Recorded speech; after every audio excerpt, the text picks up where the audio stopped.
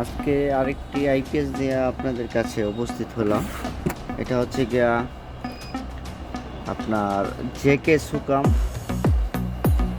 Square IPS. তো বিগত অনেক দিন ধরে আমরা এটাকে একটু টেস্ট করার মাধ্যমে চালাই যাচ্ছি। তো এটাতে আমি খুঁজিয়া অনেক কিছু নতুন নতুন কিছু পাইলাম। এটা আপনার যে কোনো ব্যাটারি যদি অ্যাসিডের গ্রাফিক নিচে নেমে যায়, এটাও চার্জ করার মতো ক্ষমতা রাখে। আরও এটার বিশিষ্ট হচ্ছে গিয়া এটা ইউপিএস মোডেও চালান যায়, আইপিএস মোডেও চালান যায়, টিউবলার ব্যাটারিতে চালান যায়, ফ্ল্যাট ব্যাটারিতেও চালান যায়। স্কোয়ারের ক্ষেত্রে কিন্তু অন্যান্য আইপিএসগুলা এই টিউবলার ব্যাটারি চালাইতে গেলে অনেক কিছু চেঞ্জ করতে হয়, এটাতে চেঞ্জ করতে হয় না। এটার পিছনে দুইটা সুইচ আছে।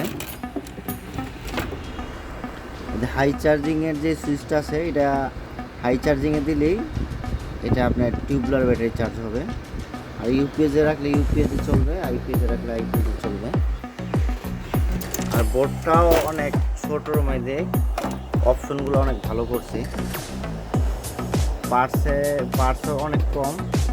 আবার হিটিং ইস্যুর দিক দিয়ে অনেক হিটিং ইস্যু কম। গেট ভোল্টেজের যে সিস্টেমগুলো 1K রেজিস্টারের মাধ্যমে করা হয়েছে,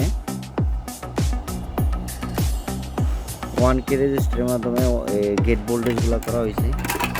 তো মোটামুটি যারা কম বাজেটের মাধ্যমে স্কোয়ার আইপিএস নিতে চাচ্ছেন, তো তাদের জন্য এটা বেস্ট হবে আশা করি।